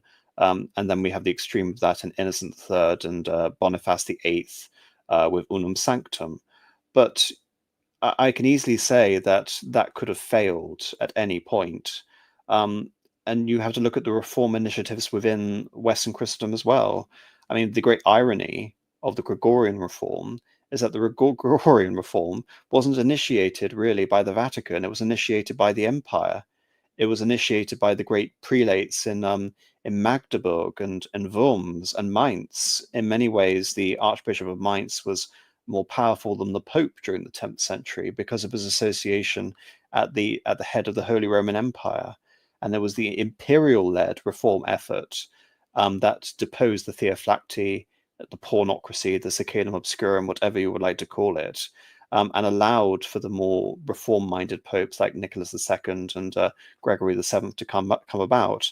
So you could easily see a situation in the Eastern Roman Empire whereby if the Pope, or rather if the ecumenical patriarch has his own enclave, his own political enclave where he wasn't under the direct subordination of the emperor, perhaps something like that could have also emerged. Like I said, there is so much nuance and so much to read in all of these examples he gives. No, and ultimately, I think what he's trying to say there is the patriarchate, because in his view, to borrow a quote from Toynbee, became a department of state of the Byzantine Empire. So rather than being, I guess, an independent. I don't think that's fair. I mean, obviously, the Politicrat brought up very earlier the Petrine reforms, and what the Petrine reforms did was essentially that. The Petrine reforms established a religious functionary who was a civilian and wasn't even a cleric in the form of the Ober-Procurator of the Holy Synod, which was just that. It was meant to essentially function as a coordinator for all of the religious heads who have effectively been demoted. And Peter the Great took advantage of a vacancy in the Patriarchal See of Moscow and essentially deracinated himself of that. And moreover, it was more important to disassociate the imperial idea with Moscow as the holy city, now that Petersburg was to be made the new capital of the Russian Empire, with its different nomenclature and its appeals to equality with the West, etc. With that, you can definitely say that there was a clear intention of subordinating the church and making it a simple organ of the central government. But I think to say that that is the case with the Byzantine Empire and the early Russian Tsardom is to rob the Patriarchal See of so much of its agency. And indeed, if that were the case, very importantly, the Patriarchal See wouldn't have survived the fall of Constantine XI, or even the fall of Constantinople in the Fourth Crusade in 1204. Because if it was a function of state, it would have simply dissolved, like we saw with the October and March revolutions in Russia. And later we see basically a different form of Russian Orthodoxy emerge in the reconsecration of the Patriarchate. So, like I said, I don't think that's fair. One of the remarkable features of the Patriarchal See in the Orthodox world is that it basically did establish a relationship almost similar to a Christian Pope ruling under an Ottoman Sultan, Ottoman Caesar, Ottoman Emperor. And that couldn't have existed if the Byzantine Empire was simply run essentially as a series of ministerial departments. It's the endurance of the patriarchal institutions wedded through the church, even though the emperorship itself dies. Would it be fair to say that Toynbee's perhaps like projecting a kind of Anglo-British version of politics onto the Byzantine Empire? I don't know. I think, I mean, interestingly enough, the Politicrat already alluded to it with Somerville, and what was the incentive in abridging, not really abridging, but decimating Toynbee's segments on this, in terms of obviously a view to publishers and a view to readership. But Toynbee will occasionally allude to statements which I think are very sentimental towards Byzantium, and he will show great nuances, for example, towards the Phanariotes, which I've already alluded to, and I've read extensively about Toynbee's opinions on this. But then he will basically present an argument that almost seems like Catholic apologetics. And like I said, almost reading this, you can say that he's taken one way and then violently reacts to it another way, to the point that it's very difficult, despite his attempts to systematize history, to actually find that much of a consistent through line, especially when it comes to an ideological approach. It should be noted, I don't think that's necessarily a bad thing. I actually think it's a good thing that you're almost led by the history that you're reading, rather than trying to impose your own version of an interpretation upon history itself. Despite the fact I obviously think Toynbee is also guilty of a bit of that as well. But I don't really think there is a consistent ideological approach he is imprinting on his history, as if this were a form of historical eisegesis. Thank you. Is there anything you wanted to add to that, Politicrat? Or No, correct? I think you pretty much summed it up well. Oh, okay. We've been going for nearly 2 hours. How much time do you guys have left? I have company right now. I had to step away, so I can go on another 10, 20 minutes. How much time do you have at AM? I'm happy to stay for another 20 minutes.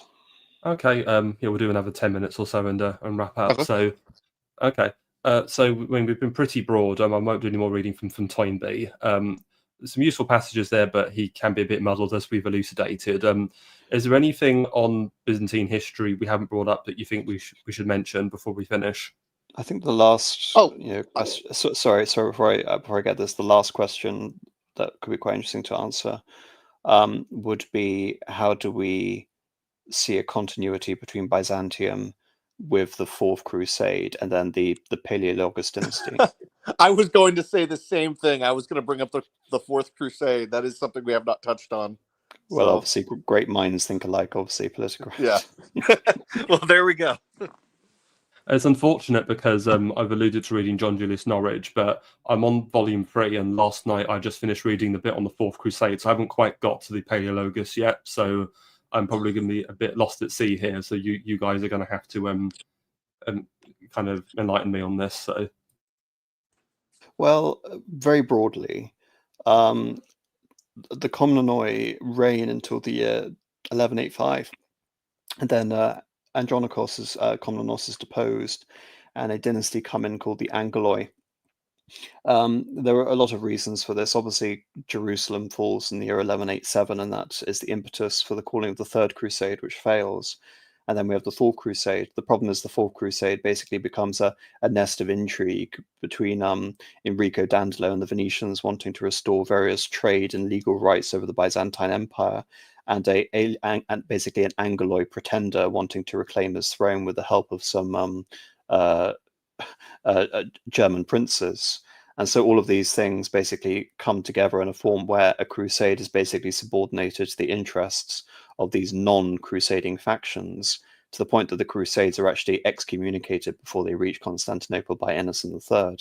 But when they finally reach Constantinople and there is the sack, the reason this is significant is that the institutions like the Senate, the institutions like the church itself, and the emperorship is basically destroyed and subordinated to a Catholic Latin version of these institutions, which becomes the Latin Empire, or in Greek historiography, the Latinocratia, or the Francocratia, essentially. And when the Paleologos are really against the odds able to restore themselves to power 50 years later, they are never able to shake this fully. There is always this lingering element of the Francocratia. The first emperor of the Paleologos, Michael VIII, has to launch this incredibly delicate balancing act to ensure that he isn't deposed and replaced by another Latin emperor. He is partly responsible for the intrigues involved in the Sicilian Vespers, which lead to the disintegration of the Angevin realm of Sicily, and basically lead to a process of weakening the enemies, the traditional Catholic enemies to the Byzantine Empire in the form of the Sicilians and the Venetians. Yet at the same time, he pursues a abortive attempt at a unification of the churches in the Council of Lyon, which he basically imposes on his clergy. And again, contrast to Toynbee, when he dies, they simply ignore him. But over the next sort of 70 years, the empire holds on until the Ottomans emerge in Bursa, in Bithynia, and they cross Gallipoli. And thereafter, they begin a consolidation of control over Bulgaria. But again, what we're really left of in terms of what the Paleologos represents, it's this rump which claims the legacy of Byzantium, while the constitutional and sort of legal sort of continuation from Augustus has already been broken, and it is never able to assert supremacy over all of the Greek-speaking countries and states, let alone claim to have any grand ideas of restoration of the older imperial patrimony throughout the Balkans and throughout Anatolia. And so really what the Paleologos dynasty represents is this rump, but also this continuous collapse. What is left, essentially, is the Orthodox Church and elements of the Byzantine diplomacy. And these become integral elements in the continuation of this into the Ottoman Empire, which Toynbee alludes to. Essentially, the broken elements which are restored somewhat under the Paleologos are then conquered and subordinated to the Kaiser Idum, the Turkish Sultan, Mehmed II. As an imperial entity, like if you're going to go by the geopolitical definition of empire, and even if you're going to use even a more metaphysical definition, the Eastern Roman Empire really collapsed with the Fourth Crusade, 1204. Yes, it still existed after that. It came back together. Of course, it split into three after that, then reunited. But even though it wasn't really an empire, except in name only, by that point, and then by the time it fell in 1453, it was really just the area surrounding the Bosphorus. Well, there were two. It was basically two states, effectively. One was the city-state of Constantinople, which paid tribute to the Ottoman Sultan. And then there was the despotate of the Morea and the Achaea in the Peloponnese.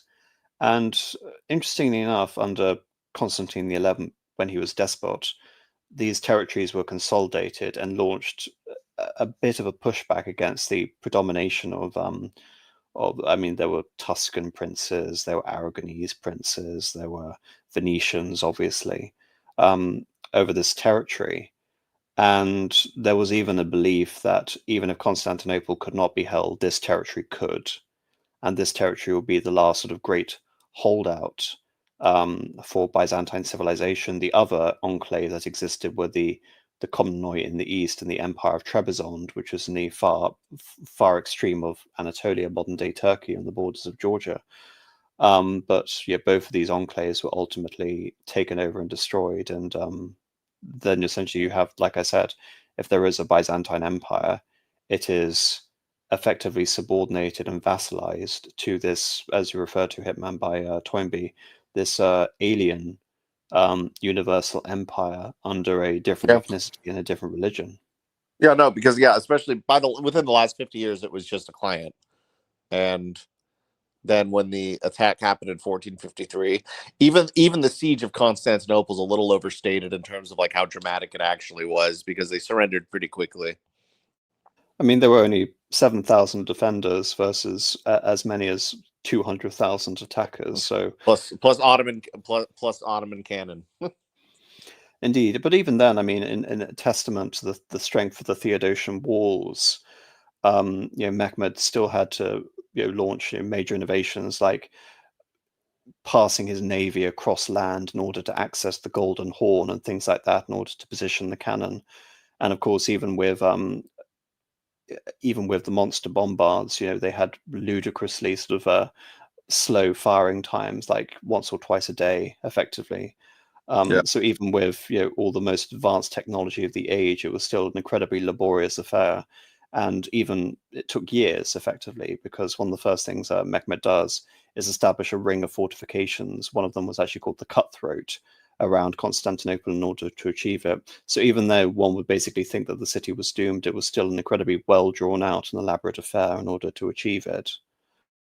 And because it mustn't be forgotten that the city was besieged so many times in its history, and it only fell to 2 of those many sieges. How many other cities in history have survived that many onslaughts for as long as that? But again, it's a testament to why there's such a mystique around Constantinople and Byzantium, why it's such a almost perfectly strategically placed city with a perfect port. And impenetrable walls effectively on the one side where it can possibly be breached. So when Constantine decided to make it his city and the city of a new Christian empire, it was fortuitous and auspicious for those various reasons, and it's never lost that imaginative association, even though effectively we talk about the loss of Bulgaria and that as a civilizational force, but Russia never lost its association for Constantinople all the way up until Stalin, effectively. There was still an interest in trying to take Constantinople, if not explicitly for the religious reasons, again, for the strategic reasons that Constantinople effectively guarded the entrance of the of the Black Sea and vice versa into the Straits and into the Mediterranean. It's also interesting because going back to what Politicrat said earlier about Peace the Great and abolishing the patriarchate, it's also interesting because on another stream I did with my friend Hunger on Orthodox Christianity in the Levant in the 19th century, it's also interesting because the Russians, to try and curry influence, sponsored all these schools they set up for the Arab population. But another thing the Russians did to subvert and curry favor with the Arabs is they subverted the patriarchates of Antioch in Jerusalem, because the patriarchs and the sort of elite clergy were all Greek speaking, and the Arabs wanted Arabic speaking clergy, and the Russians subverted the Greek speaking clergy in the Arab favor. I mean, which of the 12 patriarchs of Antioch are you referring to? No, that's funny you bring up Hunger. We were actually just talking 2 hours ago, so that's funny. I didn't know you knew him. Oh no, we're very good friends. I've had him on the channel many times. So I love him. Nice guy, Habibi Hunger. Habibi indeed. Well, thank you both for this. This has been a great stream. Do you guys have time for super chats? I've got like 6 to read out. Yeah, I can stay for a couple super chats. It's been fun though. Okay. So starting, funnily enough, Hunger the Time Merchant for Entropy for $10. I should really start a Justinian book. Proceeds not to read it. You silly med. Okay, and then we've got unoriginal username for £4.99. The Marble Emperor was a total chad. I have no idea who he's talking about. Oh, he's talking about Constantine the 11th. The Marble Emperor is basically the Byzantine equivalent of Barbarossa, in the sense it's the emperor under the mountain who will one day reclaim his throne. It became when Thor and Oakenshield. Yeah, I mean that it's basically when Tolkien was thinking of Thor and Oakenshield, he was thinking of that archetype especially, and Constantine XI was that archetype for the Greeks. Oh, fascinating. Okay, then we've got the Easterly Westerner for $5. I'm sorry I can't listen live, however, here's a thanks for your wonderful work, Hitman and AM. I'm truly blessed to learn from what you put out. Well, thank you very much. And then the Easterly Westerner again for $10. I hold Byzantium highly, warts and all, maybe since I hold Eastern Christendom dear. Rome had a mighty Asabaya, maybe. She never had a stable government, but still lived on as a state where others broke. Yeah, no, I don't disagree.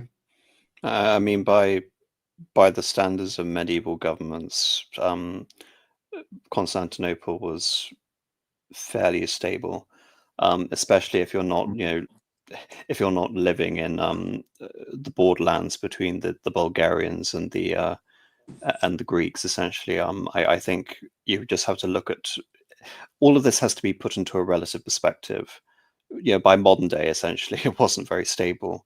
But in the context of, say, for example, the early 11th century, it was probably the most stable government on earth, barring the Song in China. I know, interesting. I don't know much about the Song, but maybe I'll read about them at some point.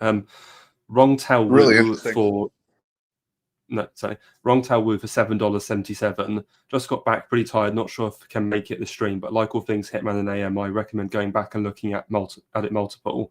Assuming you mean watching multiple streams, but thank you, Wrong Tao Wu. And Wrong Tao Wu again for $1.50, and he says nothing. Oh, thank you. I think that's the most super chats I've ever had on the stream. So thank you everybody who sent a super chat. Is there anything you two would like to share before we close up? I might get back into my channel again. Subscribe to me. I'm the Politicrat. There's a copycat with my name who comes up in the results first, even though I'm much bigger than he is. And he's a BLM YouTuber. So not that one. Yeah, I know. It makes me mad.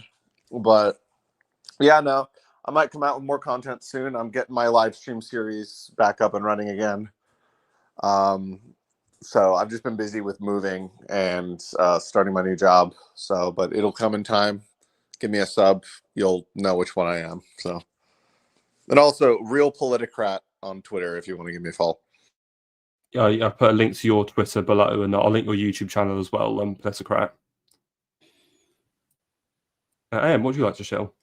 I guess for context for this stream, 2 weeks ago, Marcus Furious Pertinax and I did a stream on the Komnenoi, asking whether they were the greatest Byzantine dynasty. And as Hitman's already alluded to, there is a series on the channel called Orthodoxy, Autocracy, and Nationality, which goes into this subject in a great deal of depth. There's always more I could learn, so maybe there'll be more topics in future. There is one last super chat that's come through, by the way.